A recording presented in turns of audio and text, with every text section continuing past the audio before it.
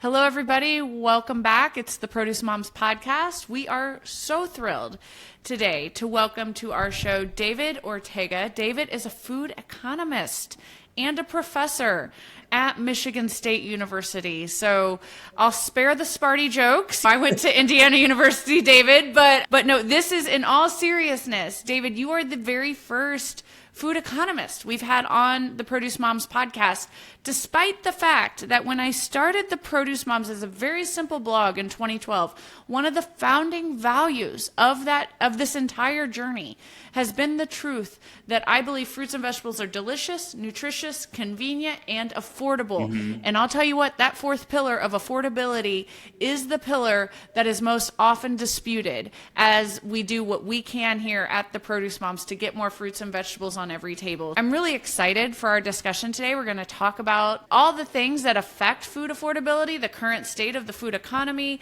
any other insights that you might have. And certainly we want to celebrate your recent distinction. You were recently recognized by Borlaug CAST for the Communications Award. And CAST is the Council for Agriculture, Science, and Technology. And that is actually, folks, how we got connected with David, was through this amazing award he just recently received. So David, with that, I welcome you to the show. We're so glad you're here at the Produce Moms podcast. Thanks so much, Lori. Really looking forward to the conversation and appreciate you having me on. Lots to talk about. So much to talk about. And so I guess I should also say, am I supposed to call you professor? Oh, you can call me David. All right, David, it's going to be a great discussion. So since we are talking about things that can be timely, current events certainly affect things like economy, let's level set for our listeners and our audience. David and I are connecting for this recording in late April. More than likely, you all are hearing it for the first time a couple weeks from today when we're recording. Right. So more than likely, you're experiencing this in mid-May. But David, I think it's always important because the way that the world happens. And there's a lot of moving parts at the moment. So yes, indeed. So let's get things started. Quick introduction of yourself. Like, how did you become a food economist and a professor at Michigan State? How did this become your passion and ultimately your career? So I've always been really drawn to food. From an early age, always was in the kitchen watching my mom, my grandmother cook. And then as I went to school, I got really drawn into economics, just those sort of the economic mindset in terms of how to think about things, opportunity costs, marginal thinking. And there is a field of agricultural economics. It's a subfield of economics where we study the agricultural and food system. And there's a wide range of even sub-disciplines within that field. And so I did my undergraduate at the University of Florida in the Department of Food and Resource Economics, then went up to Purdue University to pursue my master's and PhD looking at export markets for U.S. agriculture. And then I've been at Michigan State University, so go green, for the past 12, almost 13 years on the faculty, studying decision-making in the agri-food system, as well as the various shocks that affect food's journey from farm to table. And there's been a lot of that in recent years. Yeah, I love that. When we talk about the journey, we always say from seed to smile. There you go. But yeah, you're so right. There are so many stakeholders, so many challenges, catalysts, all the things that can really affect the food economy. Right. And certainly food prices. That is what the majority of our audience here at the Produce Moms, it's all about, hey, my grocery bill's too high. Let's start there if you're comfortable with it. Let's talk about, help people understand, you're a professor in this field. How do you even define inflation? Yes, so that's a great question. And that's where I love to start, is defining a concept that can seem somewhat nebulous. And I think there's so much misunderstanding surrounding it. So inflation, and in particular food inflation, is how quickly prices are changing and in most cases increasing over a period of time. So it's how quickly those prices are changing over a defined period of time. Now, when we hear that inflation is falling, that doesn't mean that prices are falling. It just means that they're not increasing as quickly. Now, as I said, we define inflation over a period of time. So right now, food prices are about 1.9% higher at the grocery store today than they were a year ago. Now, that may not sound like a lot, But when you look at the past 5-6 years since before the COVID pandemic, food prices are in many cases close to 30% higher today than they were back then. And so it's really the cumulative impacts of inflation that people feel at the grocery store, right? We don't really care about a rate of change, but it's really, well, what is the price level today and how does that compare to previous years? And that's really what a lot of consumers are feeling, is that even though that rate of inflation for food has come down, the cumulative impacts are very real, and that's what we're reacting to at the grocery store. Sure. So let's talk about what drives it. If it's rising, if it's falling, what are some of the biggest factors as it relates to food inflation? Yeah, a lot of it comes down to supply and demand. But I would say over the past 5 to 6 years, there's been a convergence of shocks that have affected the agricultural and food industry. And it's really been this perfect storm of factors that have come together.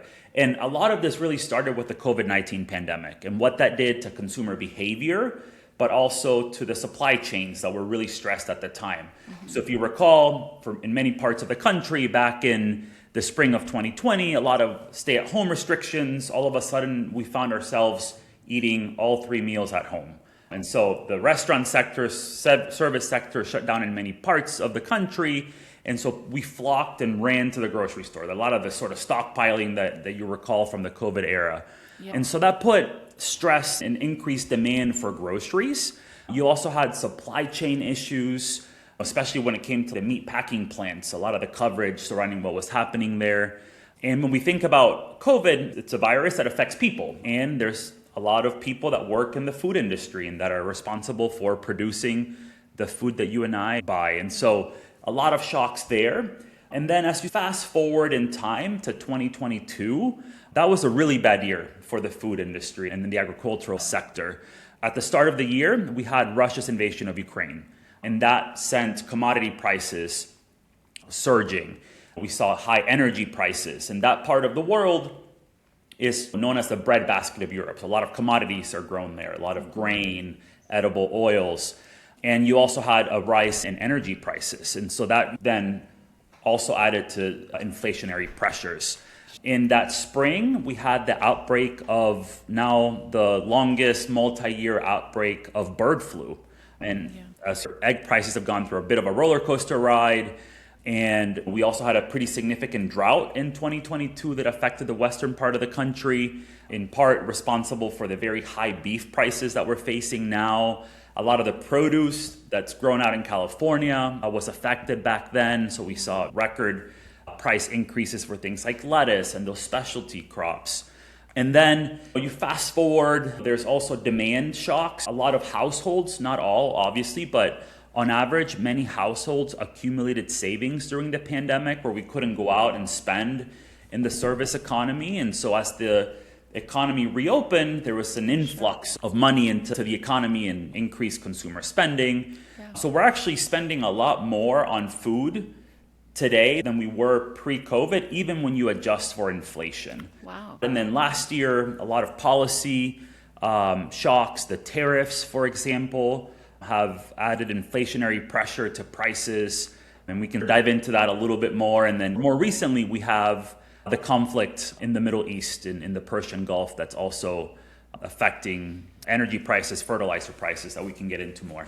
Yeah, so I think it's very fair to say that everything from weather to global affairs to contagion, there's so many things. Labor, oh yes. This is not linear. It's a spoken wheel if we're going to do some sort of a visual here, right? Absolutely. It's not just one factor that's driving this. It's this perfect storm convergence of factors that tend to compound one another. And taking place in a pretty condensed term. Absolutely, yeah. All right, so let's dive deeper into some of these things you said. Absolutely. Share more and enlighten us. Give us the lecture of we're your students today. When we're looking at produce in particular, I think one of the factors that I think it's worth diving into a little bit more is trade. And so we saw a pretty significant shock to global trade last year with the tariffs. The majority of the fresh produce that we consume, or a significant amount of fresh vegetables and fruit, are imported. from other countries. And we talk about that all the time, David. You Right. have to follow the sun in order to have 365-day availability of many of your Absolutely. favorite fruits and vegetables, folks. If you want acai bowls every morning with blueberries, we have to shop the world Yep. to make sure that those are available. Yep. So, yeah, this audience should be tracking Great, with yeah. the reality that for 365-day availability, imports are part of that equation. Exactly. So, I'm here in Michigan. We're a very diverse agricultural Very. state. We produce a lot of specialty crops, cherries. We have great producers, produce a lot of great fruits and vegetables, but we're not really good at doing that in the dead of winter. And that's when we rely on our major trading partners, Mexico, other parts of sort of Latin America, to be able to meet year-round consumer demand. And what happened last year, I think everybody's very much well aware, we had the tariffs that hit. Significant shock. And basically tariffs, simply put, are a tax on the value of imports. And that translates into higher prices. And that moves down the supply chain and ends up raising the cost of what you and I buy at the grocery store.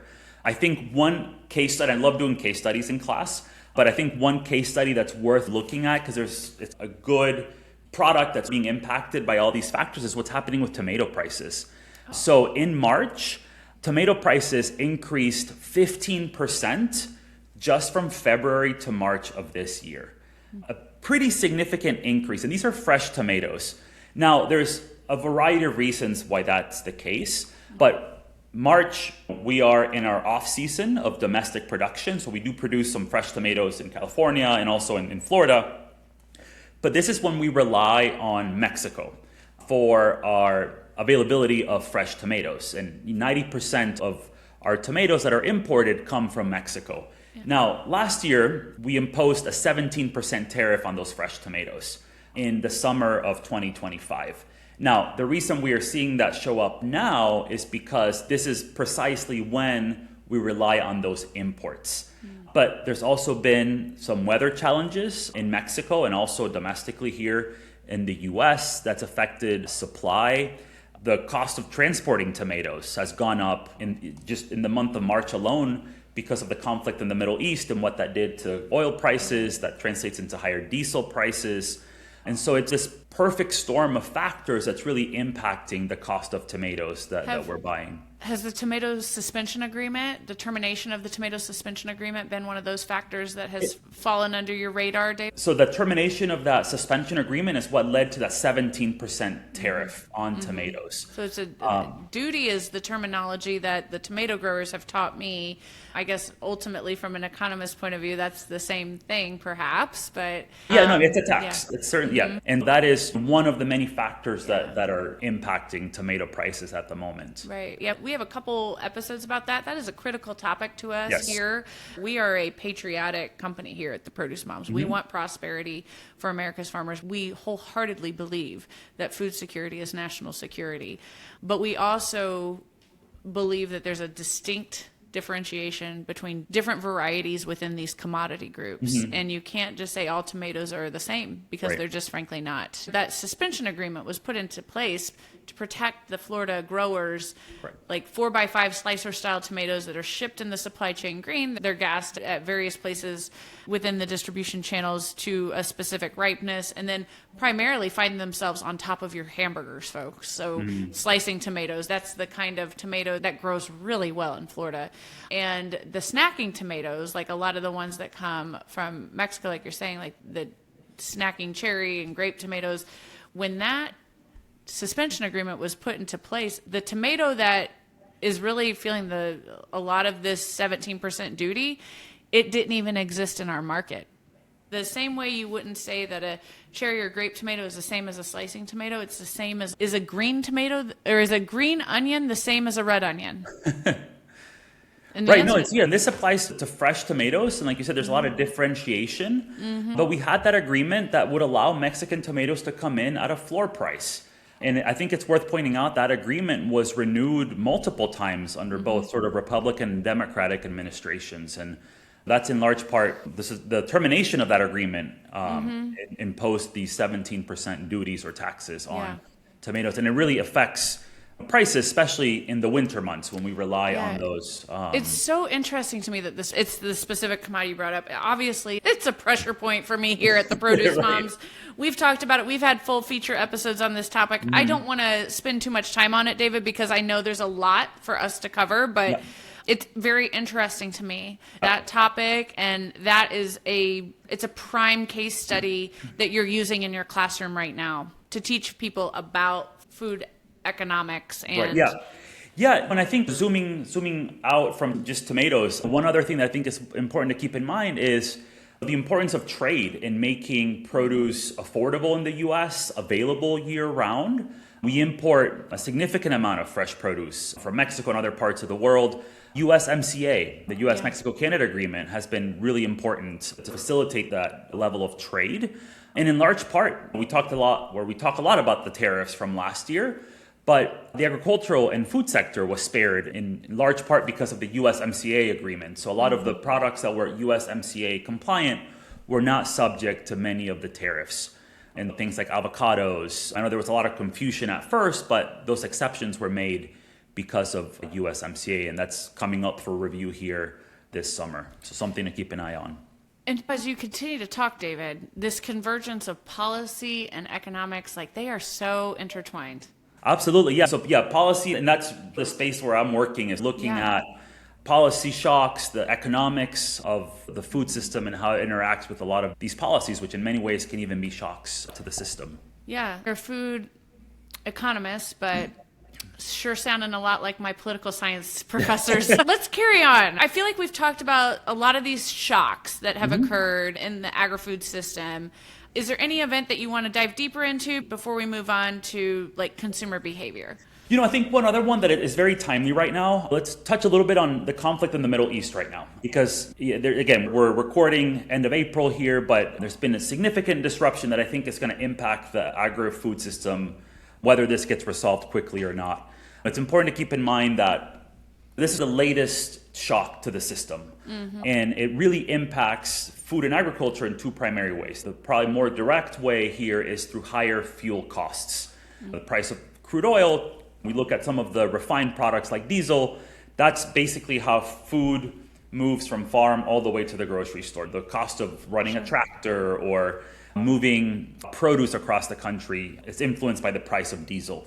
And I think produce in the perishable categories is where we're going to start to see those costs show up first in terms of higher food prices. So that's an area that I'm going to be keeping my eye on over the next couple of months. Yeah. And the other pathway, there's many, but I think the two primary ones worth discussing are higher fuel costs and also what's happening with fertilizer. That part of the world is a major supplier of nitrogen fertilizer, but also the main feedstock to produce fertilizer, which is natural gas. So many countries, especially in South Asia, it's a double whammy to them because they're not getting fertilizer that they're importing, but many of them rely on natural gas from the Persian Gulf to be able to produce fertilizers domestically. We are a major producer of fertilizer here in the US, but we're also very much exposed and part of the world market for fertilizer. And we've seen the price of nitrogen fertilizer really increase over the past month to weeks since the conflict started. Now, many producers have already locked in fertilizer prices for this year, but a significant number of them haven't, and they're facing higher input costs.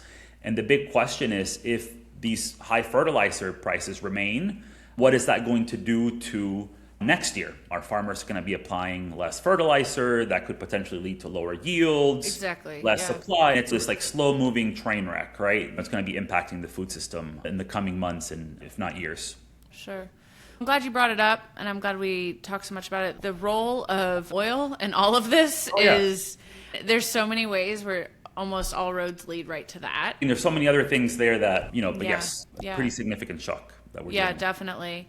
All right, let's talk about that consumer perspective, consumer behavior. Now, like I said at the top of the show, we have very little friction when we talk about fruits and vegetables as delicious, nutritious, and even convenience. There's very little dispute or friction from consumers. When we start saying that fruits and vegetables are affordable, that's where we're met with some pushback from folks. So I still wholeheartedly believe it. especially if you're thinking bite for bite, the nutrition density for the amount of money you're paying.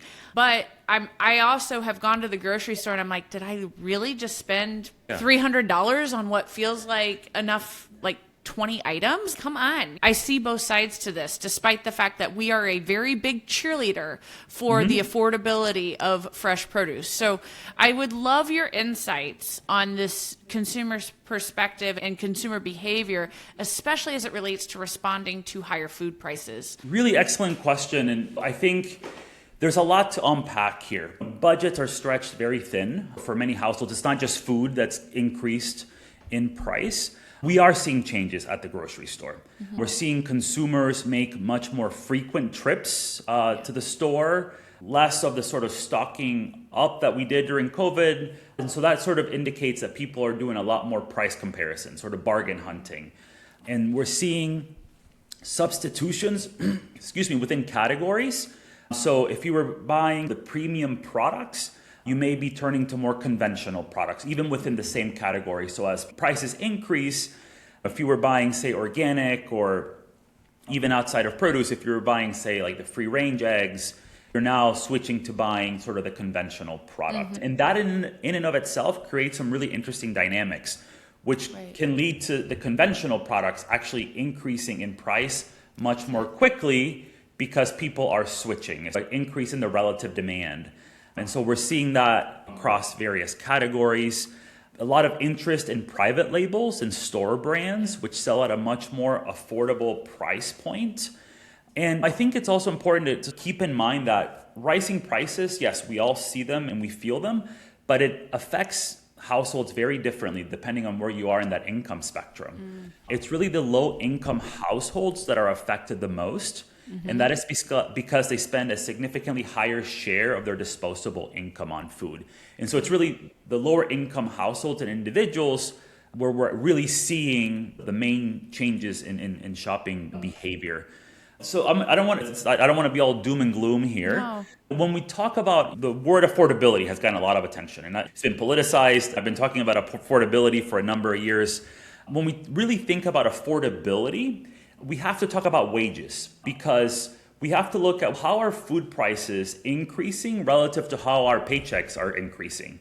Right. And on average, when we compare food price increases and wage increases from COVID, the pre-COVID period to now, wage increases have actually caught up, which is encouraging news, but we hear a lot of concern from consumers. Food prices are up, we're not able to afford food. And so there's a lot going on also when it comes to the psychology of how people view food price inflation. And let me give you some insights there, because I find this fascinating. Yeah. We experience food prices very differently from other prices in the economy. And I think that's also having an impact in terms of how people perceive food inflation. And then that in turn can affect how people feel about inflation in general. So when we go grocery shopping, we are bombarded with price stickers. The grocery store is full of price stickers and they're always changing. Egg prices are down significantly, but guess what? Beef is up, right? And so there's just so much movement at the grocery store. And so they're very salient. And I think people react to that. And then we tend to put more weight on food prices relative to other prices in the economy, just because we come into contact with them much more readily. Yeah. To give you another example, it's a contrast. When you're paying rent or your mortgage, you get one statement a month, right? And many of us go grocery shopping weekly, if not more. I go grocery shopping much more frequently than that.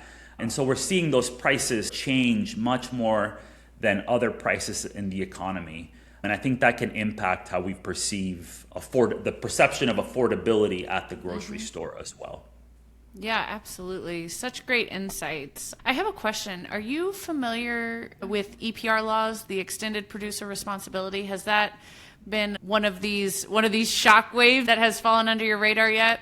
It's not one that I'm super familiar with, but it's something that I'll definitely be looking up. Yeah, definitely look into it. Perhaps it's a good opportunity for us to follow up, because it is something that is getting a lot of attention right now as it relates to the deadline. It's a state enacted, so that just with the way food moves, like state enacted laws and regulations and taxes are tough because of the way food moves in our country. It's very regional sourcing, and I don't need to explain that to you, but for our audience, I live in Indiana, so if Michigan, where Professor Ortega's at, has a different law than where I'm at in Indiana, there's a really good chance that the food is coming to our region from the same distributor path from Salinas, California, is supplying both Michigan and Indiana. So it's tough for us to have these state enacted laws. That's one nuance. The second, of course, is it is putting like 4 to 5% on the producer, and it's rooted in packaging, and it's having some unintended consequences from my point of view. So it's an environmental regulation with the intent to reduce virgin plastic, virgin paper, all of the really pushing us more towards this circular economy. Unintended consequences, spike in food loss, food waste, I should say, as well as, of course, food inflation, the price of goods going up. Just something I'm curious about, something that's getting more and more attention from the fresh produce point of view. So perhaps, Professor Ortega, when it's something you have a case study around, we want to have you back on to talk about it. So we've talked well about consumers responding to these higher food prices, and I've never thought about just the shopper experience with the overload of pricing in your face. You are so right. I can't think of another thing that we do as consumers where there is so much pricing and so many price-driven decisions made in one shopping trip. Let's talk more about how the upstream from the consumer, what can retailers, growers, the industry overall do to build a more resilient food system? That's also one of those catchphrases. I hear that a lot, a resilient food system. Share more on that topic. Yeah, no, and I think it's important to keep in mind, resilience isn't just one thing, right? I think it's portfolio activities or strategies that the whole food system really has to get behind. Just a couple of ideas here. I think given all of these shocks from inputs like fertilizer and fuel to what's happening with weather patterns, is diversifying your sourcing, right? So not becoming so reliant on sort of one region, one country, one supplier. I think that can help build some resilience in those supply chains so that when there is a weather shock in one part of Mexico, we have other parts of other regions that we can source from in that given period of time. Also, I think we need much more communication along the supply chain, having buyers and sellers and just communicating, being much more transparent. Consumers increasingly want to know more about where their food comes from. And I think in my perspective is that there's a role for both sort of regional distribution, national distribution. That's what makes the system more resilient in the long run. I think COVID gave us a lesson there. But I think diversification, I think is going to be very important, but we also have to be careful. You don't want to over diversify or come up with too many contingency plans that it becomes costly to do them, because hopefully these shocks, some of the major shocks like COVID and some of these geopolitical conflicts are not going to be hopefully the norm going forward. So it's trying to find that right balance. And it's really tough. This is not an easy solution here. Let's look ahead. So as we look ahead, what trends or risks do you think that the produce industry in particular should be paying the closest attention to? Yeah, and actually, this might actually touch a little bit on that resilience. So one thing, and it's also a risk here, but I think we need policy stability. Again, so I'm going from policy to economics to policy. Are you friends with the political science people over there? Oh, I teach a food policy class, and it's really we look at political economy. They're so tightly connected. Yeah, they're very tightly connected, and I think we need policy stability when it comes to. We touched on trade policy, but immigration policy is so much part of agriculture and labor costs. And not to get political, there's a politics side of this, but really I think the stability is what's really important for producers and what's really important for businesses in the food industry so that they can plan ahead and they're not having to make all of these contingency plans. When we talk about tariffs, if the tariffs, they get struck down, they're being re-engineered, those kinds of things. So I think that is something that the industry as a whole can, I think, advocate for, is much more policy stability. And I think that would benefit the entire industry. In terms of other trends or things to keep an eye on, the USMCA review that's coming up here this summer, I think is going to be key. It's going to be very important for the produce industry. Keeping an eye out for the developments in the Middle East and hopefully bringing that conflict to a quick resolution, I think is going to go a long way in terms of mitigating those impacts. But I will say, even if we were to bring that to a quick resolution, there's been a lot of damage that's been done on that infrastructure. So we're going to see the impacts of that in the future. This is more of a disruptor, and this may come out of left field for some people, but on the demand side, I think we have to keep an eye on what's happening with GLP-1s and how that's changing consumer demand. That's certainly changing consumer spending. There's some early evidence that households that have individuals on a GLP-1, these are those for the weight loss drugs, early evidence suggests that those households are spending more on fresh produce. And that's something to keep an eye on. I know it's still pretty early on, and there's also consumer trends to be mindful of. We talked a little bit about how consumer behavior is changing. But I think those are the main things that I would say are worth keeping an eye on, especially for the produce industries. What's happening with trade, policy, stability. The labor costs are so critical for many producers, especially in specialty crops. It's one of the biggest costs, and that's certainly tied to policy when it comes to immigration. Yeah. And we have very strong beliefs here that we want to always empower and protect the laborers as well. Mm-hmm. I personally serve on the board of directors for the Equitable Food Initiative, and the policy is critical not just for things like the food economy, but it's also critical for human rights. So, absolutely. Yeah. That's 10 more episodes. But it is important to remind people that those sound policies and the reason that there is a cost to labor, that equitable treatment of farm workers is critical.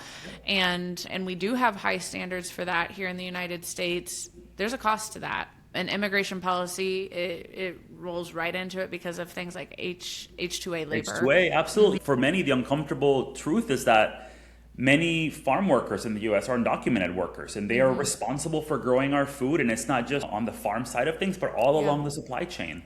Yeah. Really important workforce there that is responsible for getting food and produce to the grocery store. So insightful. We appreciate your time, David. We appreciate you sharing your expertise with us. And we applaud you for your recent distinction and award with the Borlaug Cast Communications Award. Very exciting. And we're very proud to have you here on the Produce Moms podcast, in part to celebrate that, but also just to introduce you and your great work as a leading food economist and a professor at Michigan State. So with that, you get the mic for closing remarks. And David, we'd love to have you back. I'm sure there will be another time where we'll need a food economist. And congratulations, you're now our food economist because you're the first one that's ever been on this show. Great. Thanks so much, Lori. An absolute pleasure to speak with you, and also a big honor for me to be a recipient of the Borlaug Cast Communications Award. I just maybe to close it off, just say that food is something that's so personal to each and every one of us. And it's, I think, so important to really understand the economic forces that are shaping our food system, especially when it comes to affordability. Food is the one thing that I think can bring a lot of people together. And I think there is a lot of opportunities out there for us to make some good progress, really support our food and agricultural sector. Thanks for having me on, and I would love to continue the conversation. There's so much to unpack. All right. Class is no longer in session.